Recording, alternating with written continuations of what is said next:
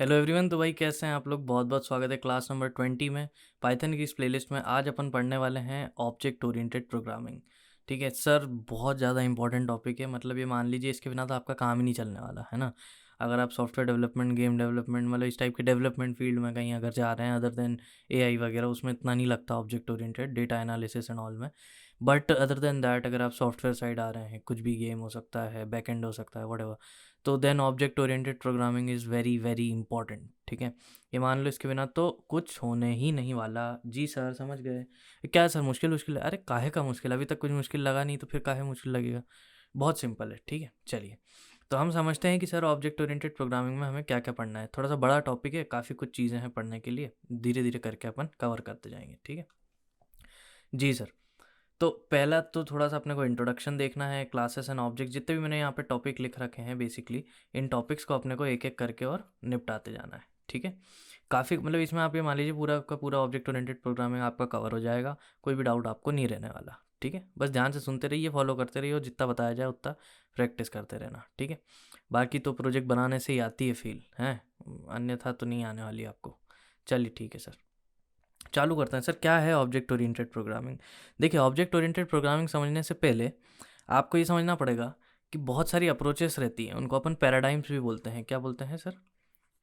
Paradigms of object of programming, है ना। कौन कौन से? जैसे सर प्रोसीजरल प्रोग्रामिंग हो जाती है हमारे पास में। ठीक है, हमारे पास में सर फंक्शनल प्रोग्रामिंग हो जाती है। प्रोसीजरल प्रोग्रामिंग मतलब यह basically writing a procedure to do something and then वही प्रोसीजर बार बार रिपीट होता रहेगा। ठीक है, then what is functional programming? मतलब सर हमने क्या किया ना कि अपने प्रोग्राम्स को छोटे छोटे फंक्शंस में बांट दिया। ठीक है, एंड देन फिर हमने उन फंक्शंस को यूज़ कर लिया जब हमें चाहिए था। ठीक है, जैसे सी में ऑब्जेक्ट ओरिएंटेड नहीं था, सी जो लैंग्वेज है, तो उसमें फंक्शनली होता था। ठीक है, मतलब we use to create different kind of functions और उससे ही हम काम करते थे। And then there is the third one, object oriented programming. ठीक है, ओके सर, ये जो ऊप्स का कॉन्सेप्ट है, इसको छोटे में अपन ऊप्स बोलते हैं, आपको यही वर्ड ज़्यादातर सुनने मिलेगा, ऊप्स, ऑब्जेक्ट ओरिएंटेड प्रोग्रामिंग, है ना। तो सर हमें इसके बारे में पढ़ना है। फंक्शनल तो कुछ नहीं है, नॉर्मल फंक्शंस बना देंगे तो फंक्शनल प्रोग्रामिंग हो गई। प्रोसीजर मतलब कुछ लाइन्स ऑफ कोड लिख दिया, अगेन अगेन एग्जीक्यूट कर रहे हैं, दैट इज़ प्रोसीजरल प्रोग्रामिंग। ठीक है सर, वो तो हम समझ गए। हमें बात काय की करनी है? हमें बात करनी है सर ऑब्जेक्ट ओरिएंटेड प्रोग्रामिंग की। क्या होता है सर बताइए। देखिए, क्या हुआ कि जब सी थी, है ना, तो उसमें क्या होता था कि जब आपको सॉफ्टवेयर बनाने होते थे तो रियल वर्ल्ड से वो इतना रिलेट नहीं कर पा रहा था। ठीक है, और चीज़ों को साथ में मैनेज करना, चीज़ों को साथ में सिक्योर करना, एक टाइप की चीज़ों को साथ में रखना, इस टाइप की बहुत सारी प्रॉब्लम सी में देखने मिल रही थी from the point of view of creating a software, है ना। अब देखो, मैं एक चीज़ आपको क्लियर कर दूं, until and unless you create something with object oriented programming, like आप एक प्रोजेक्ट नहीं बना लेते, तब तक आपको फील नहीं आने वाली। ठीक है, कि कैसे ऑब्जेक्ट ओरिएंटेड प्रोग्रामिंग एक्चुअली आपकी हेल्प करती है और काम आपका कैसे ईजी हो जाता है ना। अभी आप कॉन्सेप्ट समझ लो, जब अभी प्रोजेक्ट बनाएंगे अपन, ठीक है, तो पहला प्रोजेक्ट जो अपन बनाएंगे नॉर्मली बनाएंगे, मतलब ऐसा फंक्शनल टाइप का। ठीक है, उसमें कुछ खास अपन ऑब्जेक्ट ओरिएंटेड नहीं लगा रहे होंगे, खास क्या लगा ही नहीं रहे होंगे। बट उसके बाद में जो अपन प्रोजेक्ट बनाएंगे उसमें अपन ऑब्जेक्ट ओरिएंटेड वाला बनाएंगे। तो क्या होगा, आपको बेसिकली डिफरेंस समझ में आएगा कि यार ऑब्जेक्ट ओरिएंटेड से हमें कितना फ़ायदा हुआ और बिना उसके क्या दिक्कतें आ रही थी। ठीक है, चलिए अच्छी बात है। तो अभी अपन स्टार्ट करते हैं समझना ऑब्जेक्ट ओरिएंटेड प्रोग्रामिंग को, है ना। ऑब्जेक्ट ओरिएंटेड प्रोग्रामिंग ये कहती है कि देखो, आपको सॉफ्टवेयर बनाना है। मान लो अपन एक एग्जांपल लेते हैं बहुत ही सिंपल सा गेम का। ठीक है, उससे क्या होगा कि हमारे लिए ऑब्जेक्ट ओरिएंटेड प्रोग्रामिंग समझना बहुत ईजी हो जाएगा रियल वर्ल्ड से, अगर हम उसको रिलेट करेंगे तो। आप सोच के देखिए, मान लो मेरे को एक गेम बनाना है। ठीक है, क्या बनाना है सर?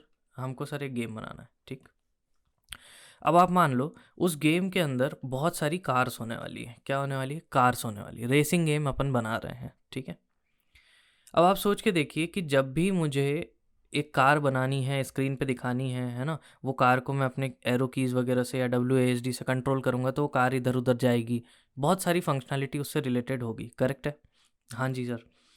अब आप सोच के देखो, अगर मेरे को मेरे गेम में 50 कार्स चाहिए, कितनी कार्स चाहिए? 50 कार्स यू नीड सर, है ना। अगर मुझे 50 कार्स चाहिए तो क्या मैं अलग अलग 50 कार्स के लिए अलग अलग कोड लिखूंगा कि यार इस कार के लिए मैंने ऐसा कोड लिखा, उस कार के लिए मैंने ऐसा कोड लिखा, इस कार के लिए ऐसा कोड लिखा, जबकि सारी कार्स में कुछ ना कुछ फंक्शनलिटी बिल्कुल सेम ही है।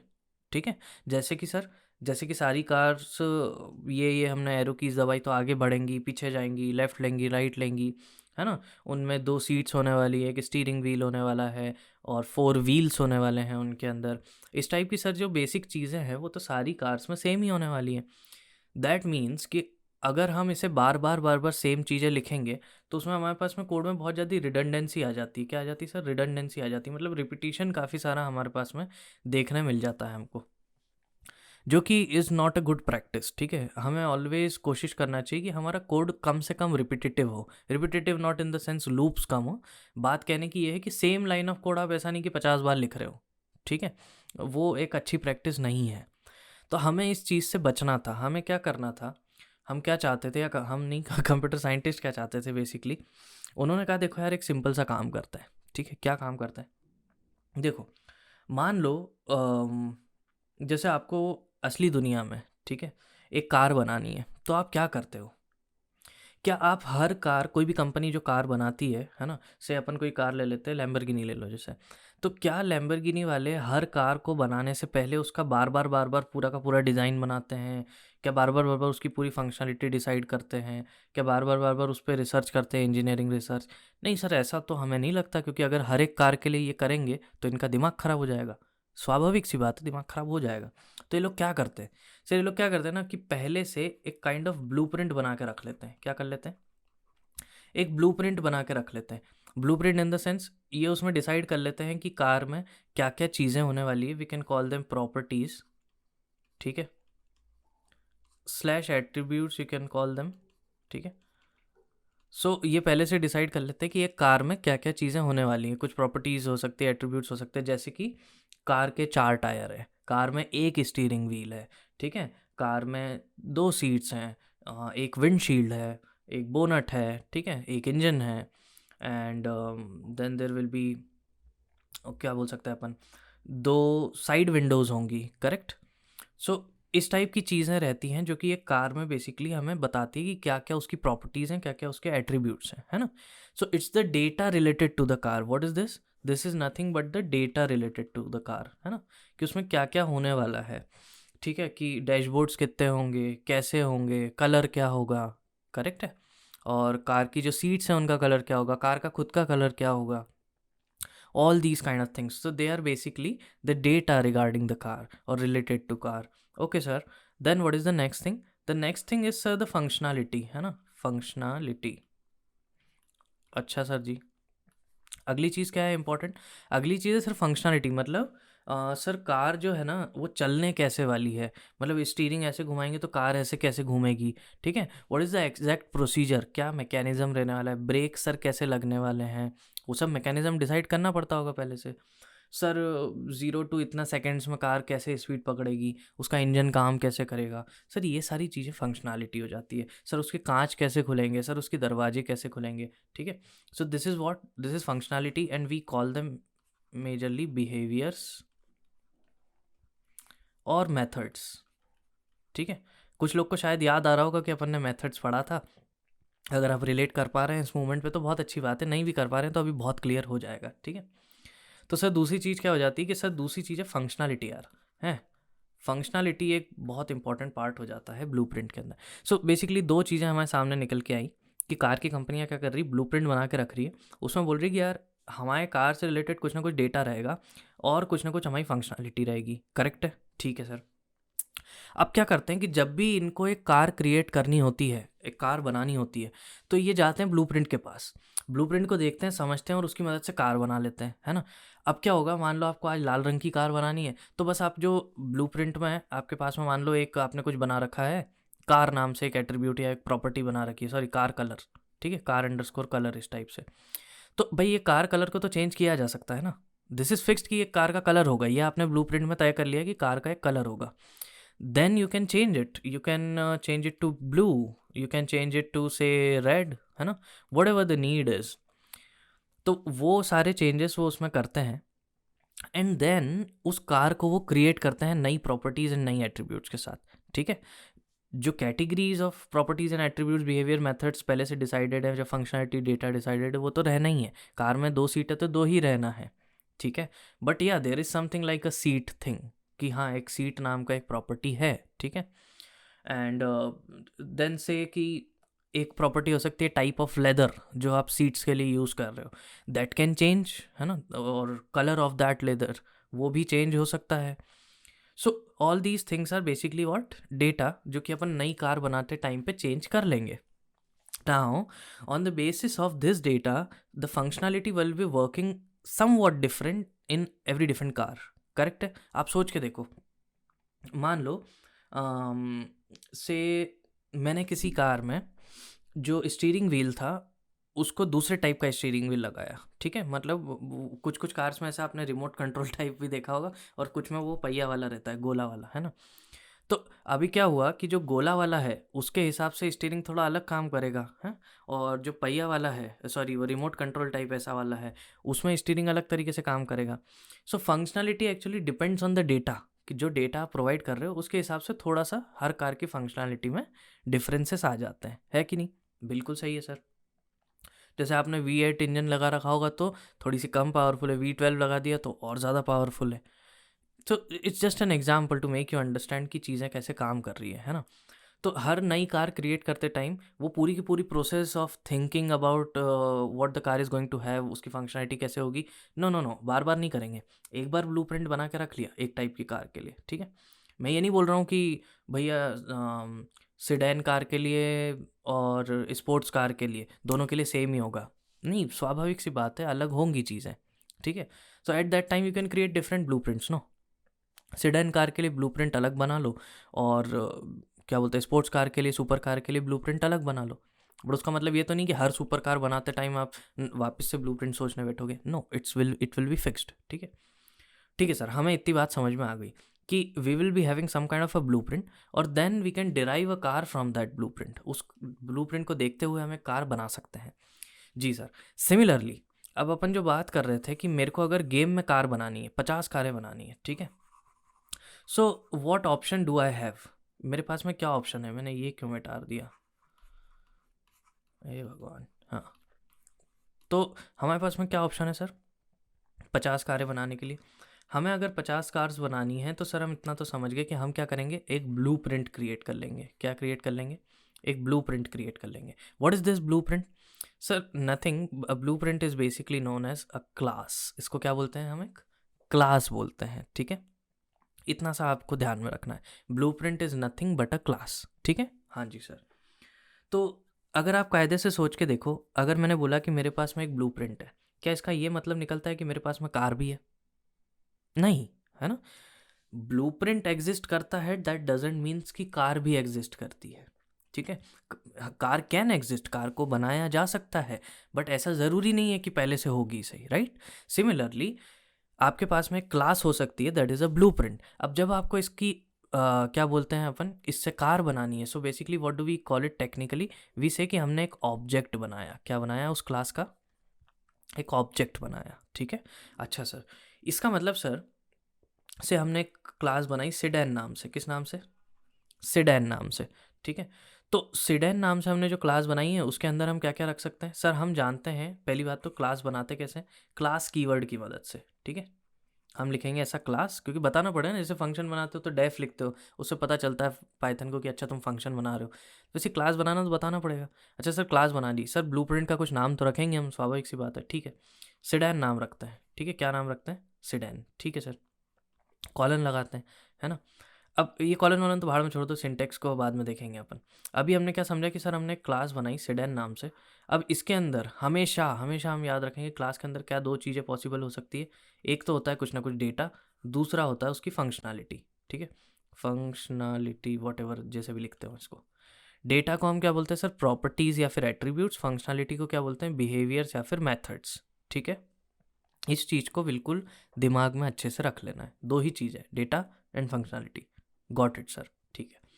हमने सर क्या किया, इसका डेटा और फंक्शनैलिटी डिसाइड कर लिया। अब जब जब हमको हमारे गेम में एक सिडैन कार चाहिए होगी तो हम क्या करेंगे, उसका एक ऑब्जेक्ट क्रिएट कर लेंगे, ठीक है। मान लो पहली सिडैन कार का ऑब्जेक्ट हमने क्रिएट किया, उसका नाम रख दिया हमने S1। क्या नाम रख दिया? S1। एक और हमने ऑब्जेक्ट क्रिएट कर लिया, उसका नाम रख दिया S2, ठीक है। नाउ ये जो S1 और S2 हैं, इन दोनों की जो प्रॉपर्टीज़ हैं, जो डेटा है, वो अलग अलग हो सकता है, वो अपन सेट कर देंगे बाद में, कैसे होता है वो बात की बात है, ठीक है। बट फॉर नाउ वो अलग अलग हो सकता है, और उसके हिसाब से S1 अलग होगा, S2 अलग होगा। But just think about it कि अब आपको ऐसा नहीं करना पड़ा कि S1 के लिए पूरा कोड वापस से लिखना पड़े, S2 के लिए वापस से लिखना पड़े। इफ़ यू वांट आप 50 सीडेंस कार क्रिएट कर लो सेम ब्लूप्रिंट से, करेक्ट है। तो आप सेम क्लास के 50 ऑब्जेक्ट्स बना लो, कोई फ़र्क नहीं पड़ता। सबके अंदर डेटा अलग अलग डाल दो तो सबका बिहेवियर्स चेंज हो जाएंगे, मतलब फंक्शनलिटी चेंज हो जाएगी थोड़ी बहुत, ठीक है। अच्छा सर, तो हमें ये समझ में आ गया सर कि ये जो प्रॉब्लम थी हमारी सॉफ्टवेयर डेवलपमेंट के अंदर कि से हमको कोई एक पर्टिकुलर ऑब्जेक्ट बनाना है, जैसे कि हमको गेम के अंदर एक कार बनानी थी। Game is again a software, nothing else, है ना। तो हमको अगर गेम के अंदर एक कार बनानी थी तो सर हमें ये पता है कि सारी कारों में कुछ ना कुछ बेसिक चीज़ें होने वाली है। तो हम बार बार कोड क्यों लिखें उसके लिए, एक बार लिखते हैं, ब्लूप्रिंट बना लेते हैं, उससे ऑब्जेक्ट बना लेंगे। आती क्या बात समझ में? ठीक है सर। सिमिलरली मान लो एक और एग्जांपल लेते हैं। आप गेम बना रहे हो और गेम में zombies हैं, ठीक है। क्या होगा ज़्यादा से ज़्यादा zombies में? मान लो आपने एक टाइप के zombies बना लिए। अब वो zombies में हो सकता है थोड़ा बहुत रंग का डिफरेंस हो, कुछ उनके कपड़े अलग हों, है ना। बट जो बेसिक डेटा होगा कि एक zombie कपड़ा पहनेगा, एक zombie का हाथ होगा, पाँव होगा, मुंह होगा, एक हाथ जो zombie होगा वो ऐसा आड़ा आड़ा चलेगा, ठीक है। तिरछा तिरछा भागेगा। तो that is the functionality of the zombie, it will be the same. अब तुम देखोगे zombie वाले गेम खेलोगे भाई, 100-150 zombie आ जाते हैं। अब तू सोचा यार, 100-150 zombie के लिए साला अगर तू 100-150 बार कोड लिखेगा सेम सेम, दिमाग नहीं भरा जाएगा आदमी का? बिल्कुल भराएगा सर। तो क्या करो, एक ब्लूप्रिंट बनाओ, उससे 100-150 के 1000 zombie बना दो, तुम, कोई दिक्कत नहीं है, ठीक है सर। क्लियर है, पूरी तरीके से क्लियर है। तो हमने ये समझ लिया कि what is a class. Nothing, class is nothing but a blueprint, ठीक है। Class is nothing but a blueprint and the class contain some kind of a data and some kind of behaviours और functionality, ठीक है। विच decides, क्या decide करती है वो data और फंक्शनैलिटी मिलके कि ऑब्जेक्ट कैसा होने वाला है, ठीक है। उस क्लास का जो डिराइव्ड ऑब्जेक्ट है वो कैसा होने वाला है ना। अब आप जानते हैं कि एक क्लास क्या होती है और एक ऑब्जेक्ट क्या होता है। अच्छा, तो सर इसका मतलब अब हम क्या करेंगे कि जब भी, है ना, जब भी हमको हमारे सॉफ्टवेयर्स में, हमारे गेम्स में कुछ भी ऐसी सिचुएशन आती है कि मान लीजिए हमारे पास में एक एक जैसे मान लीजिए एक बटन है आपके पास में, ठीक है। कोई आप लाइब्रेरी यूज़ कर रहे हैं GUI बनाने के लिए। What is GUI? Graphical user interface, है ना। जैसे बटन्स वटन्स रहते हैं तो मैं इन पे क्लिक कर सकता हूँ, दैट इज़ GUI, कि मैं इन पे क्लिक कर पाऊँ ग्राफिकली, इनसे इंटरेक्ट कर पाऊँ। अदरवाइज़ दूसरी चीज़ क्या होती है अपने पास ऑप्शन में? कमांड लाइन, वो कमांड्स लिख लिख के, तो आप मैक्सिमम जो सॉफ्टवेयर चलाते हैं सब में बटन्स और GUI तो होता ही है, करेक्ट। तो मान लीजिए कोई GUI बनाने वाली लाइब्रेरी या फ्रेमवर्क आप यूज़ कर रहे हैं, है ना। और उसमें ना उन्होंने क्या कर रखा है कि एक ब्लूप्रिंट बना रखा है, या फिर मैं बोल सकता हूँ, अब अभी मैं क्लास बोलूँगा तो आपको समझ में आ जाएगा, है ना। उन्होंने एक क्लास बना रखी, मान लो पुश बटन नाम से। किस नाम से? पुश बटन नाम से सर। तो पुश बटन मतलब ऐसा बटन जिस पे आप ऐसे दबा सको, ऐसे क्लिक कर सको, ठीक है, that is a push button. अब सोचो अगर उन्होंने ऐसा नहीं किया होता, है ना, तो आपको बार बार अगर बटन बनाना है तो आपको 10 जमाना कोड लिखना पड़ता उसमें कि बटन ऐसे बनेगा, ऐसा दिखेगा, उसमें ये हो सकता है, ये हो सकता है, हर बटन के लिए लिखना पड़ता। लेकिन ऐसा तो नहीं होता है, काम कितना बढ़ जाता। उन्होंने क्या किया, पुश बटन नाम से क्लास बना दी, उसमें सारे एट्रीब्यूट्स, प्रॉपर्टीज़ और फंक्शनलिटी सब डाल के रख दी पहले से ही। तुमको सिंपली क्या करना है, अगर एक बटन बनाना होगा तो तुमको इस क्लास का एक ऑब्जेक्ट बनाना है। जैसे ही तुमने एक ऑब्जेक्ट बनाया, तुमको क्या मिल जाएगा? एक बटन मिल जाएगा, ठीक है। कुछ डिफ़ॉल्ट चीज़ डाल रखी होंगी उन्होंने कि भाई डिफ़ॉल्ट अगर आप एक बटन बनाते हैं तो इतना साइज़ होगा, ये कलर होगा। आप उनको चेंज कर सकते हैं बाकायदा। तो हमने क्या किया सर, इसमें जो भी हमें चेंजेस करने थे वो हमने कर दिए। मान लो उसका नाम लिख दिया क्लिक मी, ऐसा बटन के ऊपर लिख दिया टेक्स्ट अपन ने, ठीक है। एंड देन जो भी हमें उसका कलर करना था, मान लो ग्रीन कलर, रेड कलर, जो भी कलर करना था वो कर दिया हमने। तो सर इससे हुआ क्या कि अब हमें एक बटन बनाना हो या 50 बटन बनाने हो, हमें बार बार कोड नहीं लिखना पड़ेगा। अपने पास ऑलरेडी कोड लिखा हुआ है, एक सिंपल ब्लूप्रिंट है, उसके हिसाब से अपन बटन बना सकते हैं, ठीक है जी सर। तो हमें समझ में आ गया कि अब जो अपन काम करने वाले हैं आगे से, ठीक है, that will be highly object based, है ना, ऑब्जेक्ट एंड क्लास बेस्ड, कि अपन ब्लूप्रिंट्स बना लिया करेंगे चीज़ों के एंड देन उनका एक ऑब्जेक्ट क्रिएट कर लिया करेंगे, तो हमारे लिए आसानी हो जाएगी। हालांकि अभी तक अपन ने ऐसा कोई एग्जांपल देखा नहीं है जहाँ पे अपने को इसकी ज़रूरत पड़े, बट आगे जब अपन प्रोजेक्ट्स बनाएंगे तब आपको समझ में आएगा, है ना। अपन बहुत सारे गेम्स और बहुत सारी चीज़ें बनाने वाले हैं यार, बहुत मज़ा आने वाला है, ठीक है। तो उसमें आपको सब क्लियर हो जाएगा कि कहाँ पे क्लास यूज़ करना है, कहाँ पे ऑब्जेक्ट क्या करना है, सब कुछ क्लियर हो जाएगा। ठीक है। अभी आप बस कॉन्सेप्ट थोड़ा सा ध्यान रख लो हमारी बात मान के, बाकी हमारी जिम्मेदारी है आपके दिमाग में घुसेड़ने की, ठीक है सर। तो हमें सर समझ में आ गया what is object oriented programming, nothing but the concept of creating blueprints and then deriving objects from them और creating objects from those blueprint is the paradigm of object oriented programming, है ना। अब आप समझ गए होंगे। जी सर। तो हमें इंट्रोडक्शन तो समझ में आया है सर एक कि ऑब्जेक्ट ओरिएंटेड प्रोग्रामिंग बेसिकली क्या है, ठीक है। ओके। और सर हमें ये भी समझ में आ गया कि सर क्लासेस क्या होती हैं और सर ऑब्जेक्ट्स क्या होते हैं। आ गया क्या समझ में? बिल्कुल अच्छी बात है, ठीक है सर। सर हमें ये भी समझ में आ गया है कि डेटा क्या होता है एंड फंक्शनैलिटी क्या होती है। क्या क्या होता है? डेटा होता है एंड फंक्शनैलिटी होती है, ठीक है सर।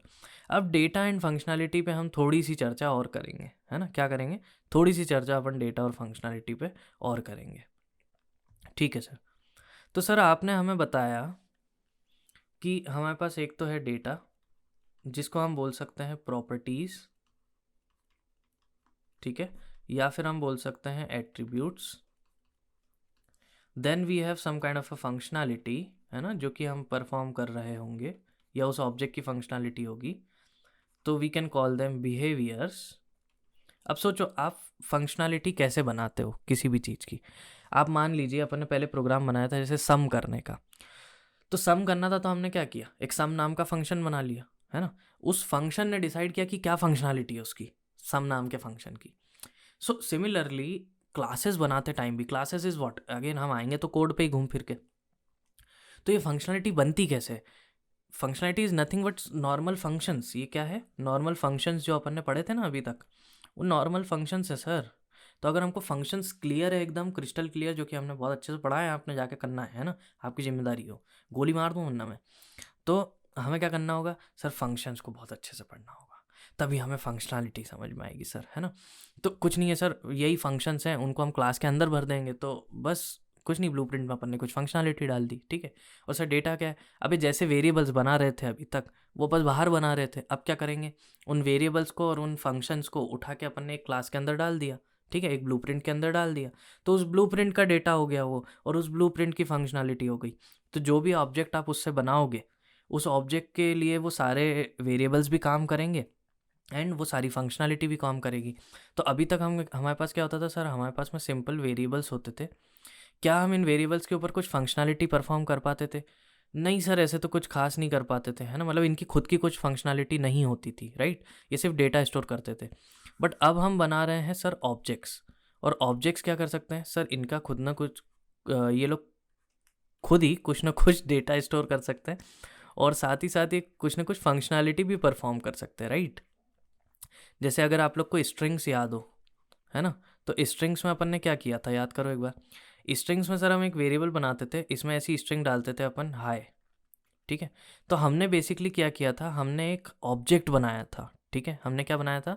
एक ऑब्जेक्ट बनाया था, और वो ऑब्जेक्ट किसके अंदर स्टोर किया हमने? इसके अंदर, ठीक है। नाउ सिंस ये एक स्ट्रिंग क्लास होती है, ठीक है, पाइथन के अंदर, so we have some methods also, है ना। अगेन मेथड्स मतलब हम जानते हैं, अब तो बहुत ही क्लियर हो गया है कि बेसिकली एक क्लास के जो फंक्शंस होते हैं, क्लास के अंदर आपने कुछ अगर फंक्शंस बना रखे हैं, तो उनको अपन क्या बोलते हैं? मेथड्स बोलते हैं। क्या बोलते हैं? मेथड्स बोलते हैं सर।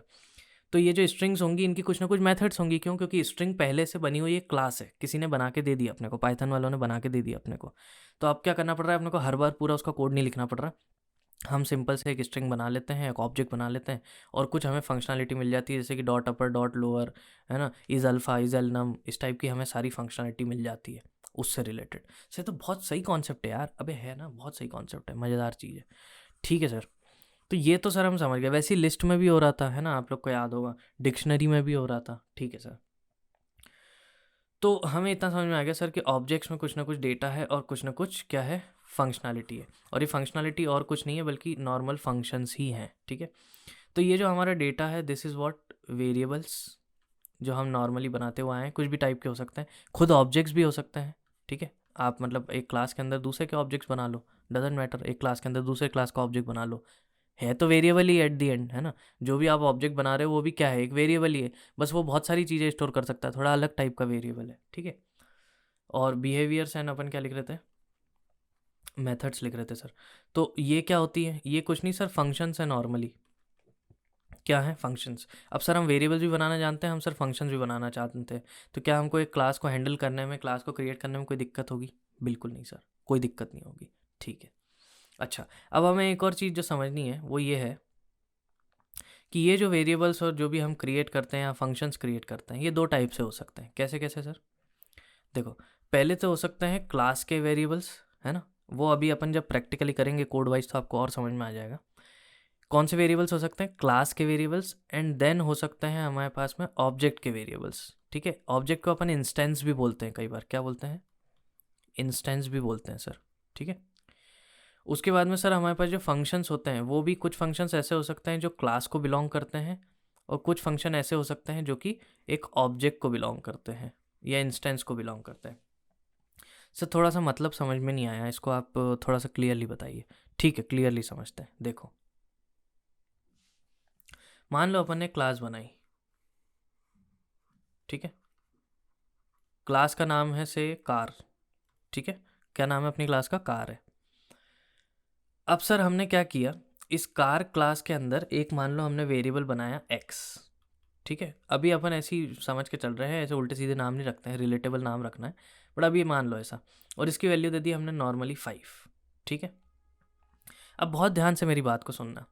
जब हमने ये वेरिएबल बनाया, ठीक है, इस वेरिएबल को हमने बोला, नॉर्मल जो हमने वेरिएबल बना रखा है इसको हमने बोला क्लास का वेरिएबल। कौन सा वेरिएबल? Class variable. ठीक है, क्लास वेरिएबल।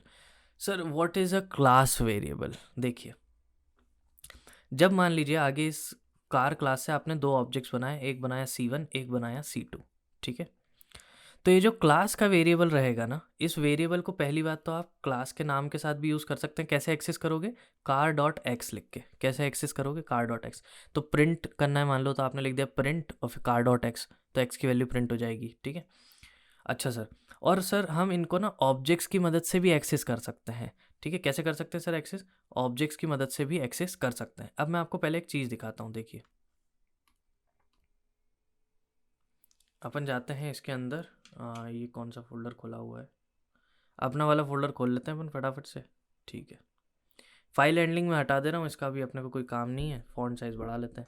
जैसे मान लीजिए मैंने क्लास बनाई, ठीक है, कैसे बनाते हैं सर क्लास? पहले कीवर्ड लिखेंगे क्लास वाला, उससे पता चलता है कि हमें क्लास क्रिएट कर रहे हैं। फिर हम लिखेंगे कार, कॉलन लगाएंगे, क्यों हर चीज़ की बॉडी लिखने के लिए हम क्या करते हैं? कॉलन लगाते हैं। एंटर मार देंगे। ठीक है, अब सर मैंने इसके अंदर एक वेरिएबल बनाया से एक्स, और इसमें डाल दिया 5। कितना डाल दिया? 5 डाल दिया। ठीक है सर, हमें समझ में आ गया सर। अब अगर मैं लिखूँ प्रिंट, क्या लिखूँ? Car dot X. ठीक है, और अगर मैं ये प्रोग्राम को रन करता हूँ तो आप देखेंगे स्क्रीन के ऊपर कितना प्रिंट हो गया? 5 प्रिंट हो गया सर। कितना प्रिंट हुआ सर? 5 प्रिंट हुआ। ठीक है, ओके। अब बात आती है कि सर आपने बोला इसके ऑब्जेक्ट बनाना है। क्या बनाना है? ऑब्जेक्ट। सर हम कैसे बनाते हैं ऑब्जेक्ट? देखिए, अभी के लिए आप ऊपर ऊपर समझ लीजिए, बाद में इसको थोड़ा अपन और डेप्थ में करने वाले हैं। ठीक है, तो यहाँ पे मैं बना लेता हूँ एक C1 नाम से बना लेता हूँ, ऐसा करके। एक C2 नाम से बना लेता हूँ, ऐसा करके। अब ये क्या है, ये एग्जैक्टली मैंने क्या लिखा हुआ है, इस पर अभी आप मत जाइए। ठीक है, बस आप ऐसे समझ लीजिए कि ऑब्जेक्ट बनाना है, तो हमने क्या किया, कार क्लास जो है, ठीक है, उसका एक फंक्शन होता है, उसको कंस्ट्रक्टर बोलते हैं। ठीक है, अभी के लिए आप उसमें ना जाएं तो बेहतर होगा। इतना समझ लीजिए, कार क्लास का एक फंक्शन है। तो आप बोलेंगे सर आपने तो बनाया ही नहीं, कहाँ है क्लास के अंदर फंक्शन? बाय डिफ़ॉल्ट रहता है, पाइथन के पास है, बाय डिफ़ॉल्ट वो बना लेगा। ठीक है, हमें बनाने की ज़रूरत नहीं है। अच्छा सर, तो हमने क्या किया, उस फंक्शन की मदद से ही आप एक ऑब्जेक्ट को क्रिएट करते हो। ठीक है, ये जो कंस्ट्रक्टर फंक्शन होता है, इसी की मदद से एक ऑब्जेक्ट क्रिएट किया जाता है। जी सर, तो हमने दो ऑब्जेक्ट अभी के लिए बना लिए, C1 C2। उस पर अपन डिटेल में बात करेंगे कंस्ट्रक्टर वगैरह पे। ठीक है सर, C1 C2 नाम से दो ऑब्जेक्ट्स बना लिए। अब सर अगर मैं कोशिश करूँ प्रिंट C1 डॉट लगा के x, ठीक है, एक्सेस कर पा रहा हूँ मैं। C2 डॉट लगा के x, इसको भी एक्सेस कर पा रहा हूँ। मतलब दोनों ऑब्जेक्ट्स की मदद से भी मैं जो हमारा x नाम का वेरिएबल था क्लास के अंदर, उसको एक्सेस कर पा रहा हूँ। ये ऑब्जेक्ट्स कौन सी क्लास के हैं? दोनों के दोनों ये हैं कार क्लास के। ठीक है, आप अगर इस पर होवर करेंगे तो ये आपको टाइप दिखाएगा। ये एक वेरिएबल है नॉर्मल, C1 तो एक वेरिएबल ही है ना, पर कौन से टाइप का वेरिएबल है? कार टाइप का। कौन से टाइप का? डेटा टाइप दिखा रहा है ये उसका। कौन सा टाइप हो गया अभी? कार टाइप हो गया, है ना। मैंने आपको बताया था कुछ प्रिमिटिव और डिराइव डेटा टाइप्स होते हैं। प्रिमिटिव कौन से? अपने वही इंट, फ्लोट, वो सब। डिराइव्ड मतलब जिनको हम प्रिमिटिव से डिराइव करें, ठीक है। मतलब प्रिमिटिव वाले डेटा टाइप्स आपस में हमने जोड़ दिए ढेर सारे, कुछ फंक्शनैलिटी भी दे दी, ठीक है, मान लो, तो उसको हमने बोल दिया डिराइव्ड डेटा टाइप। क्या बोल दिया? Derived data type. ठीक है सर, जैसे कि हमने क्या किया ना, ये हमने एक डेटा टाइप बनाया है कार नाम से, ये अलग डेटा स्टोर करेगा, करेक्ट। आप जानते हो एक ऑब्जेक्ट है तो डेटा तो स्टोर करता है, पर उसके अंदर हमने क्या किया, एक प्रिमिटिव डेटा टाइप, एक इंटीजर डाल के रखा हुआ है ना। और भी आगे डेटा हम कुछ ना कुछ डाल सकते हैं। तो हमने बहुत सारे अलग अलग डेटा टाइप्स मिला के एक नया डेटा टाइप बना लिया, डिराइव डेटा टाइप, उसका नाम रख दिया कार, जो कि क्लास है, ठीक है। फिर हमने क्या किया सर, हमने दोनों की मदद से, दोनों ऑब्जेक्ट्स की मदद से उसके एक्स वेरिएबल को एक्सेस किया, एक बार रन किया, ठीक है, तीनों से हमें 555 मिल रहा है, करेक्ट है, ओके। अब हमने क्या किया सर, C1 डॉट एक्स जो है, इसमें हमने डाल दिया से 10, कितना डाल दिया इसमें सर, हमने डाल दिया 10। और फिर सर हमें इसको प्रोग्राम को एक बार रन करते हैं। जब हमने प्रोग्राम को रन किया तो आपने देखा कि सबसे पहले क्या हुआ, C1 से आया, जब हमने कार डॉट एक्स किया तो सबसे पहले आया क्या, क्या बोल सकते हैं, जब हमने कार डॉट एक्स किया तो हमें आया 5। फिर जब C1 डॉट एक्स किया तो भी आया 5। और फिर जब हमने C2 डॉट एक्स किया, जब भी कितना आया, जब भी आया 5। सर ये तो थोड़ा सा अजीब बिहेवियर है, क्योंकि हमने यहाँ पे C1 डॉट एक्स जब किया था तो वो तो 10 होना चाहिए था, है ना। अच्छा अब देखो, मैं इसके बाद में फिर से प्रिंट करता हूँ C1 डॉट एक्स, ठीक है। अब इसको अपन चलाते हैं, तो आप देखेंगे कि पहले तो 5 आया इस लाइन से, फिर से 5 आएगा, है ना। फिर अपन ने चेंज कर दिया है, लेकिन C2 के लिए अभी भी x क्या है, 5 ही है। और उसके बाद में हमने C1 डॉट एक्स किया तो फिर उसके लिए x क्या हो गया, 10 हो गया। अच्छा अच्छा अच्छा सर, इसका मतलब सर ये एक ऐसा वेरिएबल है, सिंगल वेरिएबल है, जो सारे ऑब्जेक्ट्स शेयर कर रहे हैं, ठीक है। ये एक ऐसा वेरिएबल है जो कि सारे ऑब्जेक्ट्स शेयर कर रहे हैं। तो इस वेरिएबल को सर हम कब बनाते हैं, इस वेरिएबल को हम तब बनाते हैं जब हमको अलग अलग ऑब्जेक्ट्स के लिए अलग अलग डेटा नहीं चाहिए हो, है ना। अगर आपको ऐसे वेरिएबल्स बनाने हैं, जैसे कि मान लीजिए, मान लो आपको ऐसा वेरिएबल बनाना है से, जिसमें आपको अलग अलग डेटा स्टोर करना हो, जैसे कि what do I mean by this, see, अगर हमको एक वेरिएबल बनाना है कलर नाम से, कि कार का कलर क्या होगा, तो आप इसको ऑब्जेक्ट वाला वेरिएबल बनाओगे या फिर क्लास वाला वेरिएबल, सोच के बताओ। क्लास वाले वेरिएबल्स वो होते हैं जो सभी ऑब्जेक्ट्स के लिए कॉमन रखना चाहते हैं अपन, ठीक है। चेंज कर सकते हो, बात अलग है, पर अपन रखना चाहते क्या है, अपन रखना चाहते हैं कॉमन, ठीक है। तो अगर हम कॉमन रखना चाहते हैं तो क्या सर हम अलग अलग ऑब्जेक्ट्स के लिए ऑब्जेक्ट वाला वेरिएबल बनाएंगे कलर, कि क्लास वाला बनाएंगे? क्योंकि अगर हमने क्लास वाला वेरिएबल बनाया, अगर हमने क्लास वाला वेरिएबल बनाया, ठीक है, तो ये सभी ऑब्जेक्ट्स के लिए क्या होगा सर, ये सभी ऑब्जेक्ट्स के लिए सर सेम रहेगा। कैसा रहेगा? सेम रहेगा। और सभी जो क्लास के वेरिएबल्स हैं वो इसी ऑब्जेक्ट को, इसी वेरिएबल को शेयर कर रहे होंगे, ठीक है। लेकिन मान लो अगर मैंने इसको ऑब्जेक्ट वाला वेरिएबल बनाया होता, कौन सा वाला, ऑब्जेक्ट वाला। ऑब्जेक्ट वाले वेरिएबल्स कौन से होते हैं, जो हर ऑब्जेक्ट के लिए अलग अलग, मतलब उनके लिए मेमोरी क्रिएट होती है, करेक्ट। तो ऑब्जेक्ट वाला अगर मैंने वेरिएबल बनाया होता तो एक कलर नाम से वेरिएबल ऑब्जेक्ट O1 के लिए अलग बनता, एक कलर नाम से वेरिएबल ऑब्जेक्ट O2 के लिए अलग बनता, करेक्ट। अब आप सोच के देखो सही तरीका क्या है, अगर आपको कलर जैसा कोई वेरिएबल क्रिएट करना है तो सर सीधी सी बात है, हम ऑब्जेक्ट वाला ही बनाएंगे। क्यों? क्योंकि हम चाहते हैं सर कि अलग अलग कार्स में, मतलब जो हम अलग अलग ऑब्जेक्ट्स बना रहे होंगे, उनके कलर अलग अलग हों, है ना। हम ऐसा नहीं चाहते हैं कि कॉमन कलर सभी क्लास में रहेगा या सभी ऑब्जेक्ट्स में रहेगा, सॉरी। हम चाहते हैं कि अलग अलग कार्स हैं तो उनके अलग अलग कलर्स हों, तो हम कलर नाम के वेरिएबल को कौन सा वाला बनाएंगे, ऑब्जेक्ट वाला वेरिएबल बनाएंगे। और जो अभी हमने, मान लो हमको कोई क्लास वाला नहीं बनाएंगे, पहली बात तो ऑब्जेक्ट वाला बनाएंगे। और मान लो अगर हमको कोई ऐसा वेरिएबल चाहिए, जैसे कि नंबर ऑफ व्हील्स, क्या चाहिए, नंबर ऑफ, या फिर व्हील्स काउंट, मान लो अपन ने ऐसा वेरिएबल बना लिया, क्या बना लिया, व्हील्स अंडरस्कोर काउंट, है ना। तो ये क्या बताता है कि सर कितने व्हील्स होने वाले हैं। अब सोच के देखो, ये तो सबके लिए सेम ही रहेगा ना, व्हील्स काउंट तो सबके लिए सेम ही रहेगा भाई। कोई सी भी कार बना लो, व्हील्स काउंट तो हमेशा 4 ही रहने वाला है, 4 ही टायर होंगे। कौन सी कार आपने ऐसी देख ली जिसमें 3 टायर है ना। ऑटो को कार तो बोल नहीं सकते आप। तो भैया व्हील्स जो काउंट है हमारा, दैट इज़ 4। तो इसको हम कौन सा बना सकते हैं, इसको सर हम बना सकते हैं क्लास वेरिएबल। कौन सा वेरिएबल? Class variable. अच्छा सर, मतलब इससे हमको दो चीज़ें समझ में आई। पहली चीज़, क्लास वेरिएबल जो हमारा होता है, बिल्कुल क्लियर करना है अपने को, ठीक है। क्लास वेरिएबल क्या होता है, बिलोंग्स टू क्लास, ठीक है। दूसरा पॉइंट क्या है, कॉमन फॉर ऑब्जेक्ट्स, ठीक है, क्रिएटेड बिफोर स्पेसिफाइंग, क्या क्या स्पेसिफाई करने से पहले क्रिएट हो जाता है, ऑब्जेक्ट की डिटेल्स, ठीक है। तो ऑब्जेक्ट की आप बाकी डिटेल्स डालें उससे पहले ही ये क्रिएट हो जाएगा, ठीक है। ठीक है सर, तो हमें ये तीन चीज़ें समझ में आई कि जो क्लास वेरिएबल है वो क्लास को बिलोंग करता है, सारे ऑब्जेक्ट्स के लिए कॉमन रहता है, ठीक है, सभी ऑब्जेक्ट्स सेम वेरिएबल को शेयर कर रहे होते हैं। अगली चीज़, ऑब्जेक्ट्स की बाकी डिटेल्स स्पेसिफाई करने से पहले ही ये वेरिएबल क्रिएट हो जाता है, ठीक है।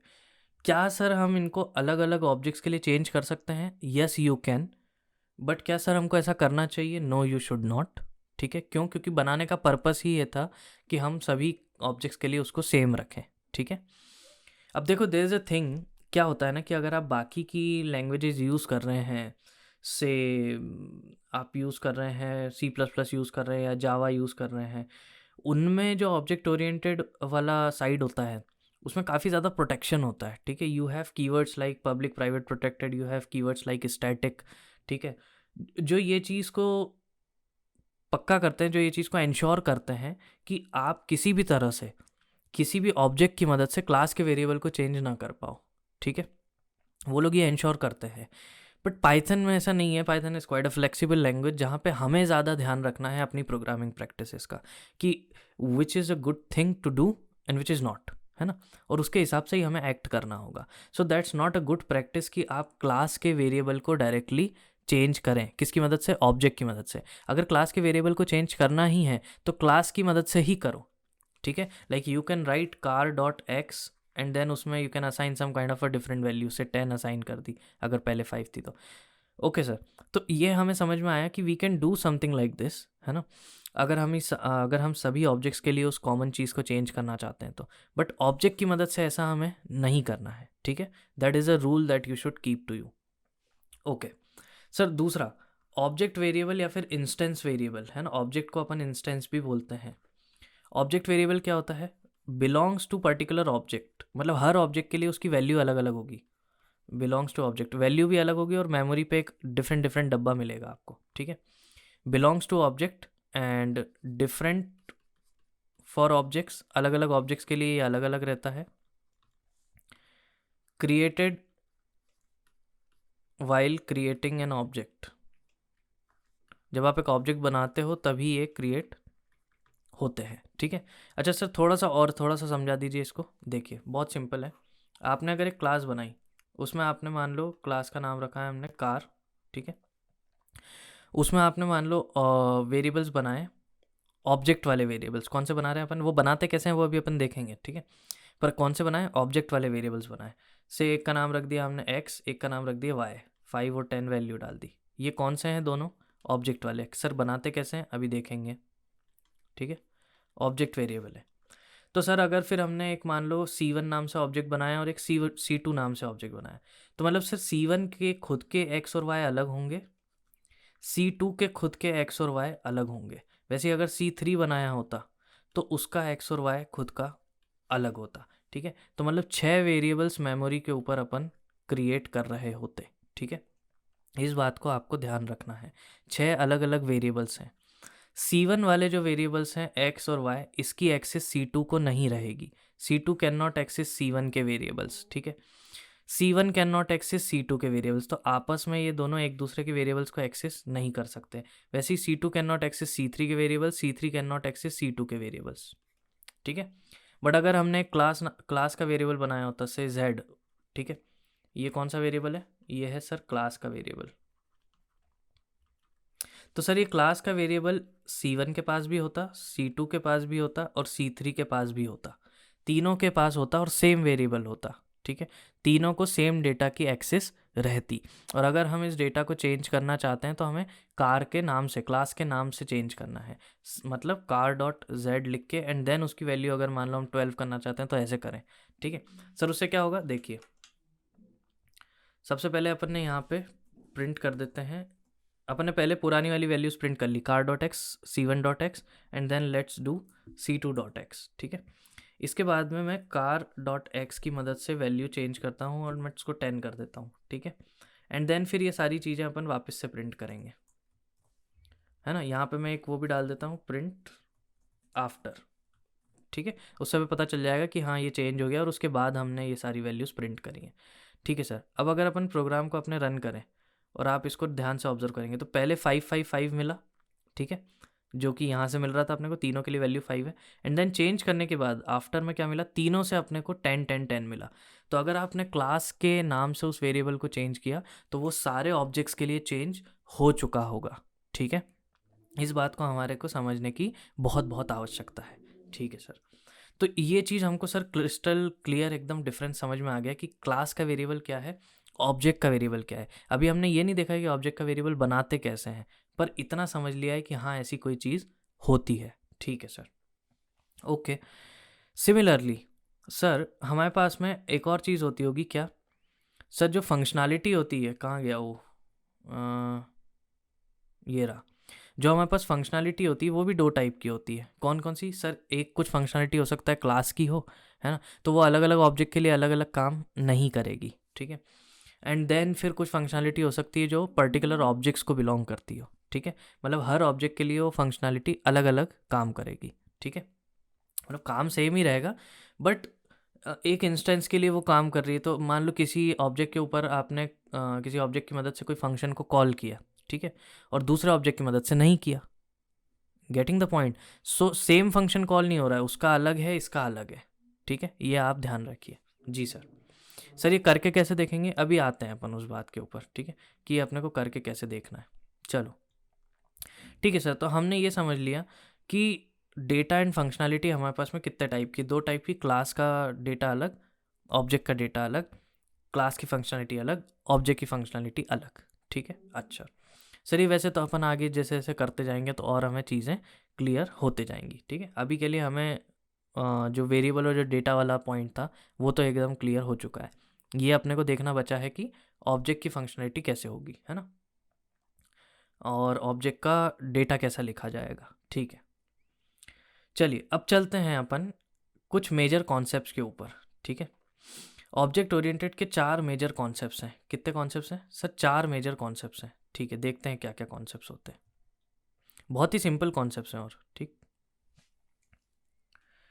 चलिए ऑब्जेक्ट, इनको ये भी बोला जाता है 4 pillars of object oriented programming. ठीक है, पहला कौन सा है सर, सर पहला है एनकैप्सुलेशन। मतलब ऐसा कोई ऑर्डर नहीं है, you can right in any order.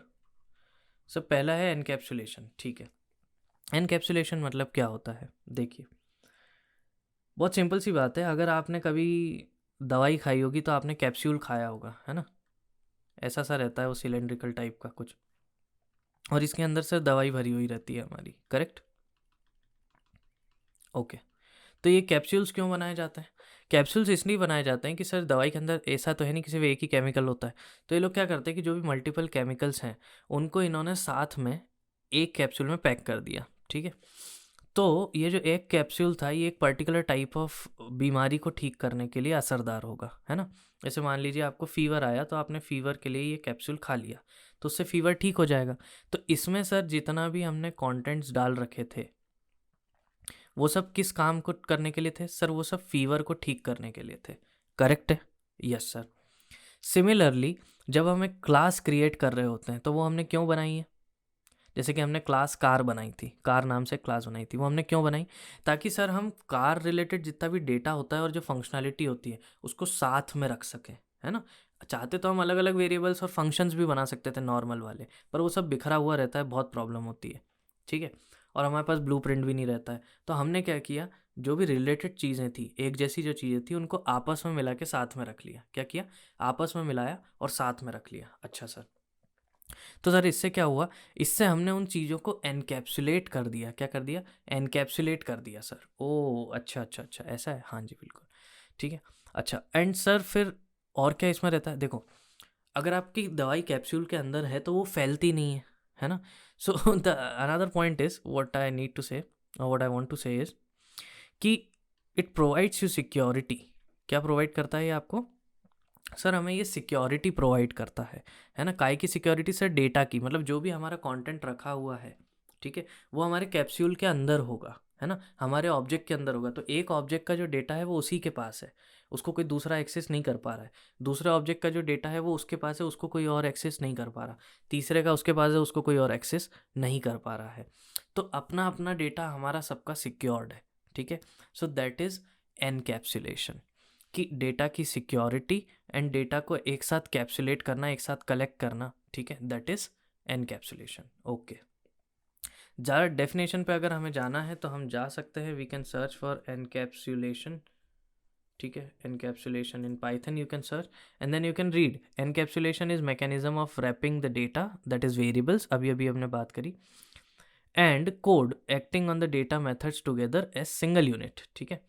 In encapsulation, the variables of a class will be hidden from other classes. That means security provide कर रहे हैं, and can be only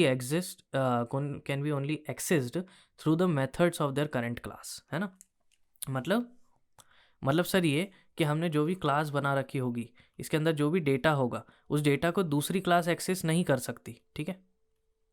इसका डेटा आपस में एक्सेस नहीं हो सकता, ठीक है। कौन एक्सेस कर सकता है किसके डेटा को? इसकी जो मेथड्स होंगी, है ना, या फिर इसके जो फंक्शंस होंगे वो इसके डेटा को एक्सेस कर सकते हैं, और इसकी जो मेथड्स होंगी वो इसके डेटा को एक्सेस कर सकते हैं। मतलब अपना अपना डेटा एक्सेस होगा, ठीक है। एक दूसरे का आप एक्सेस नहीं कर सकते, तो डेटा की सिक्योरिटी मिल जाती है अपने को, कि दोनों ऑब्जेक्ट्स आपस में सिक्योर है, ठीक है। अच्छा, तो सर ये तो हो गया हमारा क्या, एनकैप्सुलेशन। बहुत ही सिंपल टॉपिक है, इसको ज़्यादा आपको बढ़ाने की ज़रूरत और डिफ़िकल्ट करने की ज़रूरत है नहीं, ठीक है। बस इतना मान लीजिए कि आपने सिमिलर काइंड ऑफ डेटा को टुगेदर ला के रख दिया है, जो कि आपस में रिलेट करता था, और आपने उसको सिक्योर कर दिया है, ठीक है। दूसरी क्लास आपका डेटा यूज़ नहीं कर सकती।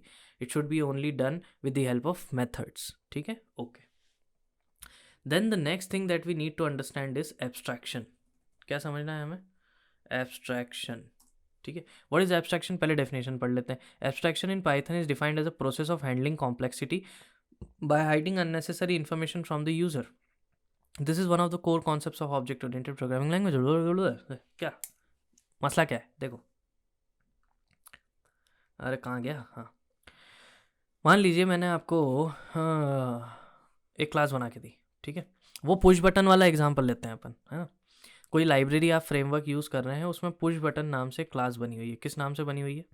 पुश बटन नाम से क्लास बनी हुई है। अब क्या हुआ कि जब भी आपको आपने क्या किया, आपने सबसे पहले एक इसका ऑब्जेक्ट बनाया। क्या बनाया सर? हमने इसका एक ऑब्जेक्ट बनाया, ठीक है। पहले अपन लिख लेते हैं, रुको यहाँ पे लिख लेते हैं पहले। सेकंड पॉइंट जो अपन पढ़ रहे हैं दैट इज़ एब्स्ट्रैक्शन। देखिए, अगर आप बाकी लैंग्वेजेस पे जाते हैं, C++ या जावा वगैरह, तो इनमें करने के लिए ना अंदर भी बहुत कुछ रहता है, ठीक है। लाइक एनकैप्सुलेशन में फिर आपके पास में सिक्योरिटी की अगर आप बात कर रहे हैं, तो एक्सेस मॉडिफायर्स होते हैं like private, public and protected, ठीक है, जिनसे ये डिसाइड होता है कि कौन सा वेरिएबल कितना एक्सेसिबल है, उसको कौन एक्सेस कर सकता है, कौन नहीं कर सकता है। बट पाइथन में क्या है कि वो सब चीज़ें इतनी वेल डिफाइंड और इतने चीज़ें नहीं हैं, ठीक है।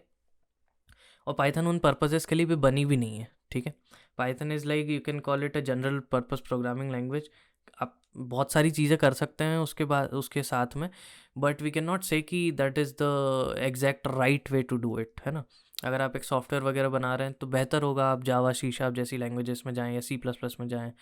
थोड़ा आप एम्बेडेड साइड काम कर रहे हैं, गेम प्रोग्रामिंग वगैरह कर रहे हैं, तो आप C++ साइड जाएँ। पाइथन में आप सब कुछ कर सकते हो। So why should we learn Python? It's quite simple, because we can explore everything with Python, ठीक है। So it's a good way to start, right. बहुत सिंपल सी बात है। खैर, हाँ जी, एब्स्ट्रैक्शन की अपन बात कर रहे थे। तो जी सर, आपने क्या किया था, आपने पुश बटन नाम की क्लास अपने पास में थी पहले से बनी हुई, ठीक है। आपने उसका सर एक ऑब्जेक्ट बनाया, ठीक है, O1 नाम से। तो जैसे ही हम ऑब्जेक्ट बनाएंगे, स्क्रीन पे अपने को क्या दिखने लग जाएगा सर? एक बटन दिखने लग जाएगा, ठीक है। फिर मान लो सर, हमने इसको मान लो अपना नाम दे देते हैं button1, ठीक है। फिर सर एक और हमने ऑब्जेक्ट बनाया ऑब्जेक्ट2, ठीक है। नाम भी आपको थोड़ा रिलेटेबल दे देने वेरिएबल्स के अपने। Objects are nothing but variables, ठीक है। सो इसका नाम अपन ने क्या दिया?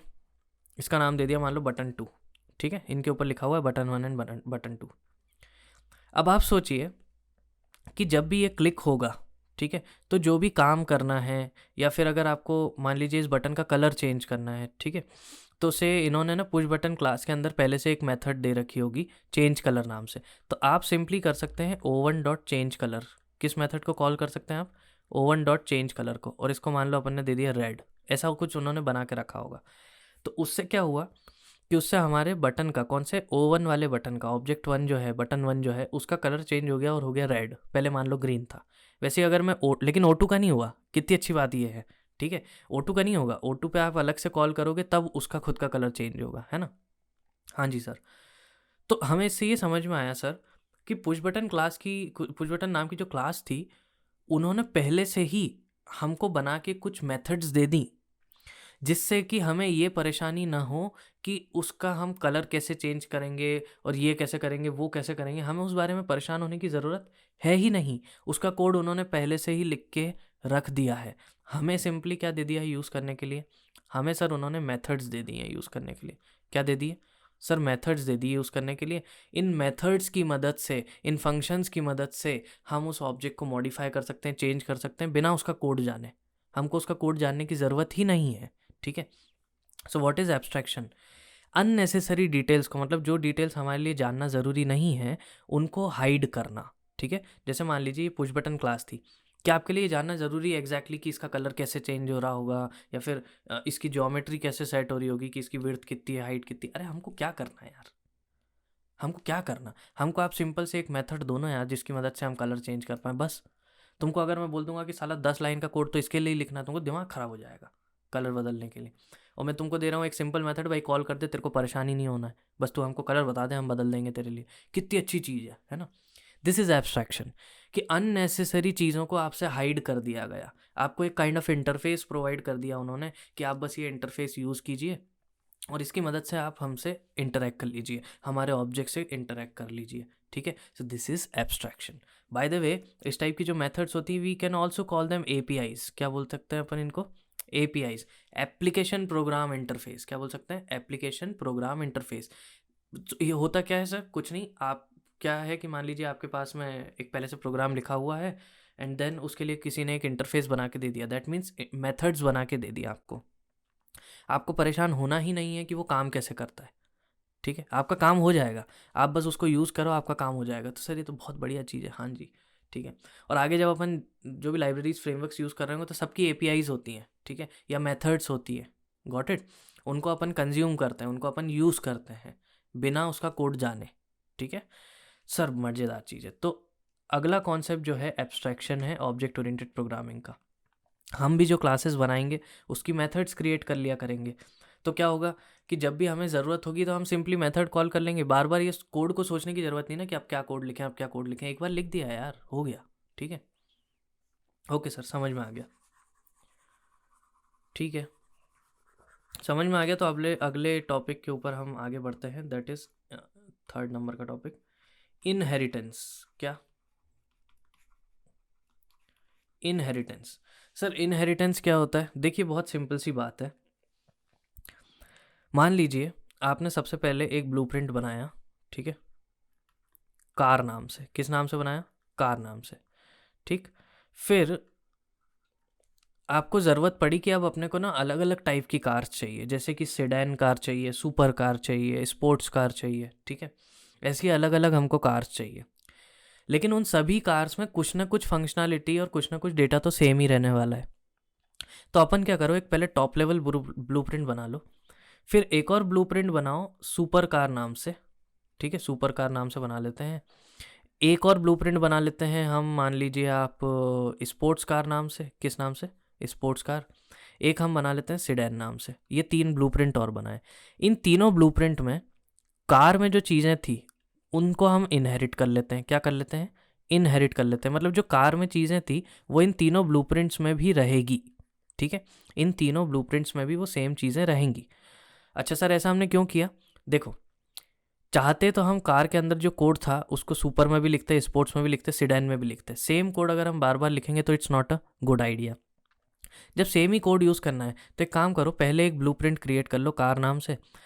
उसमें से सारी प्रॉपर्टीज़ और जो भी फंक्शनैलिटी है वो तुम अलग अलग ब्लूप्रिंट्स में इनहेरिट कर लो, है ना। मतलब इस ब्लूप्रिंट में ऐसा लिख दो तुम कि यार हम कार की भी यूज़ कर रहे हैं, स्पोर्ट्स में भी लिख दो कि हम कार की यूज़ कर रहे हैं, सिडैन की भी में भी लिख दो कि हम कार की यूज़ कर रहे हैं। और फिर इनमें जो स्पेसिफिक कुछ चेंजेस होंगे, कुछ नया डेटा होगा, कुछ नई फंक्शनैलिटी होगी, वो यहाँ डाल दो, फिर कुछ नया डेटा कुछ फंक्शनैलिटी यहाँ डाल दो, कुछ नया डेटा कुछ फंक्शनैलिटी यहाँ डाल दो। तो अपना थोड़ा सा काम बच गया। क्या काम बच गया? बार बार सेम कार का कोड लिखने का काम बच गया। This is known as inheritance. क्या हम जैसे अपने पेरेंट्स से प्रॉपर्टीज़ इनहेरिट करते हैं ना, थोड़ा बहुत अपने पेरेंट्स जैसे दिखते हैं, उनकी आदतें भी कुछ कुछ हम में रहती हैं, उनका नेचर, उनके एथिक्स, उनके मॉरल्स भी हम में आते हैं। सिमिलरली अगर हमने किसी क्लास से इनहेरिट किया, सो उसका जो डेटा है, उसकी जो प्रॉपर्टीज़ हैं, उसकी जो मेथड्स हैं, वो भी हमें एक्सेसिबल हो जाएंगी। ठीक है, हम उन्हें यूज़ कर सकते हैं, हम उन्हें मॉडिफाई कर सकते हैं, उन्हें चेंज कर सकते हैं, जिससे बाकी बार बार लिखना ना पड़े। ठीक है सर। तो सर हम इनहेरिटेंस को तो थोड़ा बहुत समझ चुके हैं। ओके सर, ये कितने टाइप का होता है इनहेरिटेंस? देखिए बहुत सिंपल सी बात है। इनहेरिट करते क्यों हैं आपको पर्पस समझ में आ गया ना, है ना, कि यार एक बेस क्लास बना लेंगे अपन। पहली बात तो जिस क्लास से आप इनहेरिट कर रहे हो, ठीक है, मान लो इस क्लास से मैं इनहेरिट कर रहा हूँ कार नाम की, इसको मैं बोल सकता हूँ पेरेंट क्लास, या फिर सुपर क्लास, या फिर बेस क्लास। ठीक है, ये 3 नाम मैं बोल सकता हूँ। क्या क्या? या तो पेरेंट क्लास, या फिर सुपर क्लास, या फिर बेस क्लास। ठीक है, देन फिर मैं इसको क्या बोल सकता हूँ, जो जिन क्लासेस को मैंने इससे डिराइव किया है या फिर इनहेरिट किया है। ठीक है, इनहेरिट करना मतलब आप जानते हैं कि मैंने कुछ नहीं, उसकी प्रॉपर्टीज़ और फंक्शनैलिटी को उठा लिया। ठीक है, कि भाई 3 हम बना रहे हैं ब्लूप्रिंट्स, और लेकिन वो ब्लूप्रिंट्स में भी इसकी फंक्शनैलिटी और डेटा तो रह गई। फिर यहाँ से हम क्या क्रिएट करेंगे? ऑब्जेक्ट्स क्रिएट करेंगे इन ब्लूप्रिंट्स के।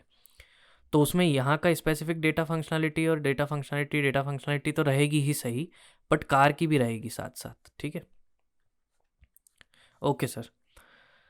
तो सर हमने क्या किया, इनको हमने बोल दिया चाइल्ड क्लासेस। क्या बोल सकते हैं अपन? Child classes. जैसे वहाँ पेरेंट क्लास थी, तो ये कौन सी हो जाएगी? चाइल्ड क्लासेस हो जाएंगी। ठीक है, इनको हम बोल सकते हैं डिराइव्ड क्लासेस भी बोल सकते हैं। ठीक है, इनहेरिटेड क्लासेस भी बोल सकते हैं, है ना। ये सब आपको शब्द जो हैं वो ध्यान रखना है। ठीक है, ये बेस क्लास, ये डिराइव्ड क्लास, चाइल्ड क्लास भी बोल सकते हो, इनहेरिटेड क्लासेस भी बोल सकते हो। ये कुछ स्टैंडर्ड वर्ड्स हैं जो कि आपको यूज़ होते हुए दिखेंगे, तो इनका आप ध्यान रखें। ठीक है सर।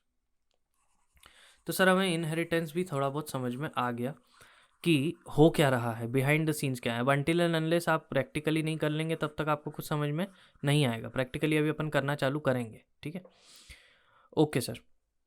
तो अब सर इनहेरिटेंस में आप टाइप्स बता रहे थे। हाँ, तो देखिए बहुत सारे टाइप्स होते हैं। Multiple inheritance, multi level inheritance, hierarchical inheritance, hybrid inheritance, जमाने भर के होते हैं। अभी अपन एक एक करके देखते हैं। सबसे पहले अपन देखते हैं, जो इंपॉर्टेंट है वो देखते हैं, फालतू की टाइम पास नहीं मारना है। Multiple and multi level. ठीक है, ये 2 देख लो आप तो बस। क्या है sir multiple and multi level? देखो, सबसे पहले मेरे पास में मान लो एक क्लास थी ए। ठीक है, फिर एक क्लास थी बी। कौन सी थी? बी। पहले मैंने ए से इनहेरिट किया बी को, फिर बी से इनहेरिट किया सी को, फिर सी से इनहेरिट किया डी को। ठीक है, तो डी का पेरेंट कौन है? सी का पेरेंट कौन है? बी का पेरेंट कौन है? ए। तो मतलब ये क्या हो गया? मल्टी लेवल इनहेरिटेंस हो गया। मतलब पहला एक लेवल पे इनहेरिटेंस हुआ, फिर वहाँ से और नीचे हुआ, फिर वहाँ से और नीचे हुआ, तो मल्टी लेवल इनहेरिटेंस हो गया। इसको क्या बोलेंगे सर हम? इसको सर हम बोलेंगे मल्टी लेवल इनहेरिटेंस। बहुत सिंपल है, जस्ट विजुअलाइज कीजिए। ए से बी में, बी से सी में, सी से डी में, डी से ई में, ऐसा चलता जा रहा है। Multi level inheritance. खत्म, खेल खत्म सर। मतलब सर ये जो डी था इसके पास ए की भी होगी? हाँ बिल्कुल होगी, क्योंकि उस डी के पास सी की है, सी के पास बी की है, बी के पास ए की है। तो मतलब अल्टीमेटली आपके पास भी ए की है ही एक तरह से, इनडायरेक्टली। ठीक है, ओके सर। तो ये तो सर हमने मल्टी लेवल देख लिया। मल्टीपल मतलब ये देखो, एक क्लास है मेरे पास में मान लो ई, फिर एक क्लास है ए, उससे इनहेरिट किया, फिर एक क्लास है बी, उससे इनहेरिट किया, एक क्लास है सी, उससे इनहेरिट किया, एक क्लास है डी, उससे भी इनहेरिट कर लिया। 4 क्लासेस से मैंने इनहेरिट कर रखा है। मतलब 4 क्लासेस का data and properties and behaviours, methods, what सारी चीज़ें मुझे एक्सेसिबल होंगी, है ना। मतलब ये 4 लोग का बच्चा है। अच्छा नहीं लगता बोलने में, बट ये 4 लोग का बच्चा है। ठीक है, सो वट खैर हमें ये समझ में आया सर कि मल्टीपल इनहेरिटेंस क्या होता है ना। अब बहुत सी लैंग्वेजेस में ये सपोर्टेड रहता है, जैसे जावा में नहीं है, C++ में है, पाइथन में भी है। ठीक है, तो अब वो डिपेंड करता है लैंग्वेज टू लैंग्वेज, आपको देखना पड़ेगा। पाइथन में तो है मल्टीपल इनहेरिटेंस सपोर्टेड, और हम देखेंगे अभी कैसे होगा वो। ठीक है, चलिए। तो सर हमें ये समझ में आया कि इनहेरिटेंस बेसिकली क्या है ना।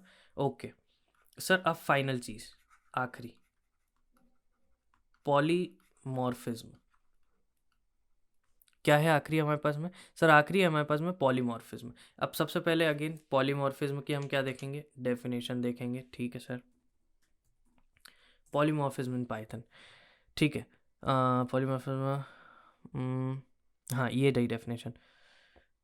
It refers to the use of a single type entity method to represent different types. अच्छा यहाँ से पढ़ लेते हैं ना अपना खोल के। The literal meaning of polymorphism is the condition of occurrence in different forms. ठीक है, polymorphism is very important concept in programming. It refers to use of single type entity method operator और object to represent different types in different scenarios. ठीक है, for example what, देखिए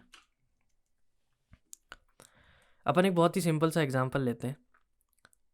मान लीजिए आपको दो नंबर्स का सम करना है। ठीक है, क्या करना है? दो नंबर्स का सम करना है, और आपको दो स्ट्रिंग्स का भी सम करना है। ठीक है, तो आप क्या करेंगे? एक तरीका तो सर हमारे पास में ये है कि हम सम नाम का फंक्शन लिखें। ठीक है, एक्स कॉमा वाई दे दें उसमें, और उसके अंदर हम क्या कर देंगे सर? एक्स प्लस वाई कर देंगे। ठीक है, ओके। अब मान लो कि आपके लैंग्वेज में, अपने को पाइथन में तो स्पेसिफाई करना नहीं पड़ता है कि कौन से टाइप का डेटा है, कुछ भी भर सकते हो आप एक्स वाई के अंदर। ठीक है, फ्लोट भर दो, स्ट्रिंग भर दो, इंटीजर भर दो, कुछ भी भर दो। लेकिन बाकी languages C plus plus Java वगैरह, वहाँ पे अपने को स्पेसिफाई करना पड़ता है कि हम जो वेरिएबल बना रहे हैं वो कौन से टाइप का है। तो उसमें से वैसा ही डेटा डाल सकते हो। अगर एक बार बता दिया कि एक्स जो है वो इंटीजर टाइप का है, तो उसमें सिर्फ इंटीजर ही जाएगा, फ्लोट नहीं जा सकता, है ना। तो मान लो उस केस की अगर अपन बात कर रहे होते, जब अपन ने ऐसा स्पेसिफाई किया है, तो एक मान लो अपना जो सम फंक्शन है वो है इंटीजर्स लेने वाला। ठीक है, फिर मान लो अगर आप बनाओगे एक और फंक्शन बनाया, मान लो आपने कि कौन सा, इसका नाम रख दिया मान लो आपने इंटीजर सम, है ना। यहाँ पे भी मैं कैमल केस यूज़ कर रहा हूँ, ज़्यादातर मेथड्स और फंक्शंस के लिए अपन कैमल केस ही लेके चलेंगे। ठीक है, इंटीजर सम हो गया। उसके बाद में मान लो एक मैंने फंक्शन बना दिया फ्लोट सम। ठीक है, जिसमें मान लो ए और बी नाम से वेरिएबल्स होते हैं, वो सिर्फ फ्लोट ही ले पाते, ऐसा है मान लो किसी लैंग्वेज में। तो फिर यहाँ पे अपन ए प्लस बी कर देते हैं, है ना। फिर मान लो एक मैंने बना दिया स्ट्रिंग सम। ठीक है, यहाँ पे पी और क्यू ले लिया, वो एक्स और वाई भी ले सकते थे, कोई फ़र्क नहीं पड़ता, जस्ट मैं लिख रहा हूँ ऐसे ही अलग अलग। तो पी प्लस क्यू कर दिया यहाँ पे, है ना। अब देखो क्या हुआ, ये फ्लोट जोड़ सकता था, ये वाला फंक्शन जो था ये स्ट्रिंग जोड़ सकता था। अब प्रॉब्लम क्या हुई कि आपको सेम काम करने के लिए, दैट इज़ चीज़ों को ऐड करने के लिए, आपको क्या करना पड़ा? आपको तीन अलग अलग नाम के फंक्शन बनाने पड़े, इंटीजर सम, फ्लोट सम, स्ट्रिंग सम। तो आपको तीन फंक्शंस याद रखने पड़ेंगे, है ना। और तीनों का डॉक्यूमेंटेशन अलग देना पड़ेगा यूज़र को कि इससे ये होता है, इससे ये होता है, इससे ये होता है। तो ये तो बहुत कन्फ्यूजिंग है, बहुत प्रॉब्लमेटिक है। इसके बजाय क्या किया जाए? तो प्रोग्रामिंग वालों ने एक सॉल्यूशन दिया कि आप सारे ही फंक्शंस का नाम सम रखो। क्या करो? सारे ही फंक्शंस का नाम सम रखो, और इनकी डेफिनेशन अलग अलग दो। मतलब एक सम ऐसा वाला फंक्शन बना दो आप, ठीक है, फिर ऐसा बना दो, फिर ऐसा बना दो। तो एक में क्या होगा, जब आप मान लीजिए आपने सम फंक्शन को कॉल किया, और अगर आपने लिख दिया 2,5, तो अपने आप प्रोग्राम समझ जाएगा कि कौन सा वाला उठाना है, इंटीजर वाला डेफिनेशन उठाना है। अगर आपने लिखा होता मान लो इस तरह से 2.5 और 3.8, तो वो खुद से समझ जाता कौन आपका प्रोग्राम की कौन सी वाली डेफिनेशन उठानी है। सर फ्लोट वाली उठानी है। अच्छा सर, और मान लो अगर आपने ऐसा लिखा होता हाय और हेलो, ठीक है, तो वो खुद से समझ जाता कौन सी डेफिनेशन उठानी है इनको ऐड करने के लिए। सर स्ट्रिंग वाली उठानी है। इससे फ़ायदा क्या हुआ? इससे सर फ़ायदा ये हुआ कि सेम नाम की चीज़ ने अलग अलग कंडीशन में, अलग अलग ज़रूरत अनुसार अलग अलग काम किया। ठीक है, तो when a single thing acts differently in different situations, जब एक चीज़ अलग अलग सिचुएशंस में अलग अलग तरह से काम करे, तो उसे हम क्या बोलते हैं? पॉलीमॉर्फिज्म, या उसके बिहेवियर को क्या बोलेंगे? Polymorphic behaviour. क्या बोलेंगे? Polymorphic behaviour. ठीक है सर, ये तो हमें समझ में आ गया सर कि सेम चीज़ अलग अलग तरीके से काम करेगी अलग अलग समय में, तो उसको हम पॉलीमॉर्फिज्म बोलेंगे। हाँ जी। अच्छा, अब जैसे कि अगर आप एक और चीज़ ध्यान में देखिए, पाइथन का जो ऑपरेटर होता है प्लस वाला, कौन सा? प्लस वाला, ये इंटीजर्स को तो ऐड कर ही लेता है, फ्लोट्स को भी ऐड कर लेता है, साथ ही साथ स्ट्रिंग्स को भी ऐड कर लेता है ना। अगर आप ऐसा लिखेंगे मान लो हाय प्लस हेलो, तो आपको क्या स्ट्रिंग मिलेगी? सर हमको मिलेगा हाय हेलो। क्या मिलेगा सर हमको? Hi hello. दोनों स्ट्रिंग्स कॉन्कैटिनेट हो जाएंगी, ऐड हो जाएंगी। हम पहले भी पढ़ चुके हैं स्ट्रिंग कॉन्कैटिनेशन, मतलब दोनों स्ट्रिंग्स जुड़ गई। ठीक है, नथिंग एल्स। तो इस ऑपरेटर को ये भी पता था कि इंटीजर्स को कैसे जोड़ना है, इसे ये भी पता था कि फ्लोट को कैसे जोड़ना है, और इसको ये भी पता था कि स्ट्रिंग को कैसे जोड़ना है।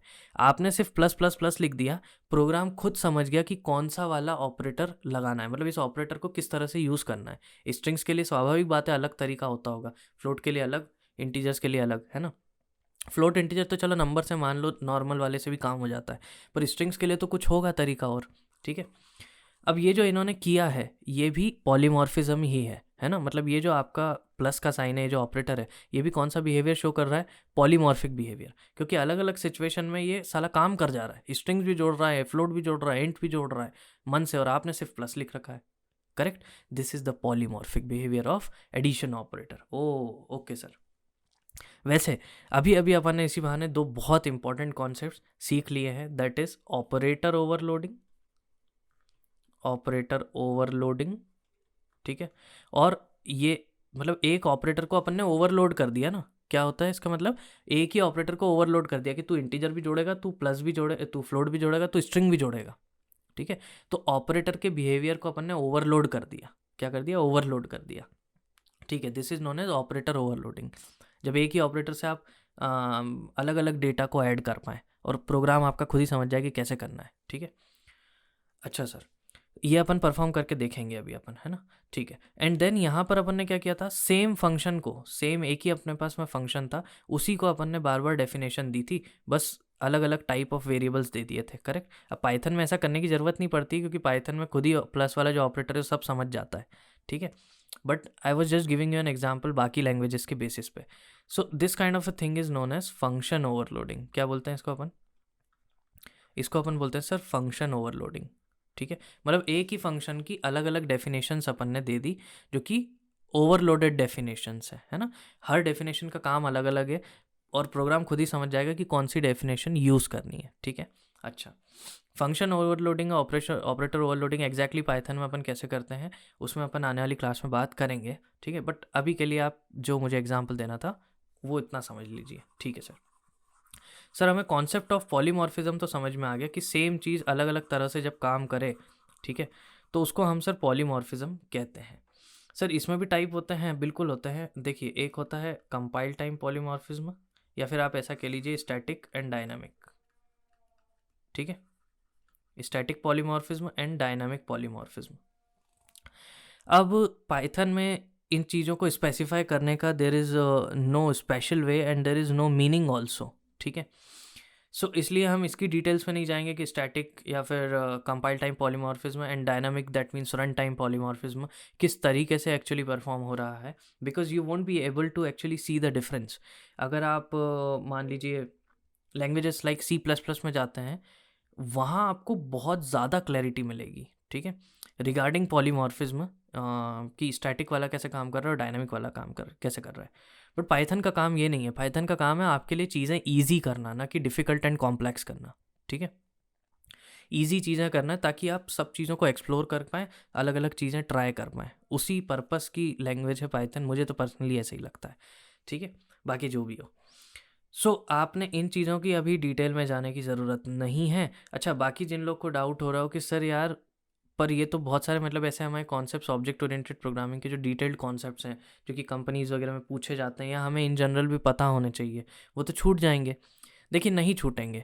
इन सभी चीज़ों पे सारी डिटेल्ड वीडियोस, है ना, इसको हम पाइथन में नहीं एक्सप्रेस कर सकते, because Python is not made for that, ठीक है। तो इन सभी चीज़ों पे हमारी वीडियोस बाकी लैंग्वेजेस में, जैसे कि जावा, C++, ठीक है, इन लैंग्वेजेस में हमारी बाकी की वीडियोस भी आ रही होंगी, सिंगल वीडियोस भी आ रही होंगी, जिसमें लाइक से हमने 2-3 घंटे में आपको पूरा ऊप्स का कॉन्सेप्ट बताया होगा यूजिंग जावा और C++। वो वीडियो देख के और आप एग्जैक्टली समझ सकते हैं बहुत ज़्यादा डीप में कि ये जो चारों चीज़ें हैं ये परफॉर्म कैसे होती हैं, ठीक है।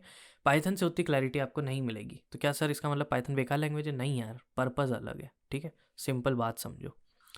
सर अभी तो ज़्यादा डिटेल में घुसने की ज़रूरत नहीं है ना? नहीं है, बिल्कुल नहीं है, ठीक है। जितना बताया जा रहा है उतना ध्यान रखें, उससे ज़्यादा आपको लगेगा भी नहीं पाइथन में, ठीक है। तो सर हम समझ गए कि ये चार बेसिकली स्तंभ हैं हमारे ऑब्जेक्ट ओरिएंटेड प्रोग्रामिंग के, एनकैप्सुलेशन, एब्स्ट्रैक्शन, इनहेरिटेंस और पॉलीमॉर्फिज्म, ठीक है सर। तो हम सर चारों स्तंभ को अच्छे से पढ़ लेंगे। आज हमें ये भी समझ में आया कि 2 टाइप के वेरिएबल्स होंगे हमारे, क्लास के वेरिएबल, ऑब्जेक्ट के वेरिएबल।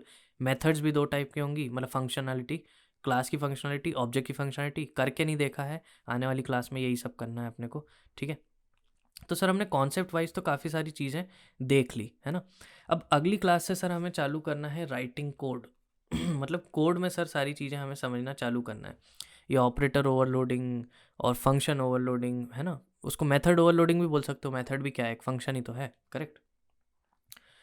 तो ये सारी चीज़ें अब अपने को कोड में करना चालू करना है, और ऑब्जेक्ट ओरिएंटेड प्रोग्रामिंग को अपने को एक एंड तक पहुंचाना है, ठीक है।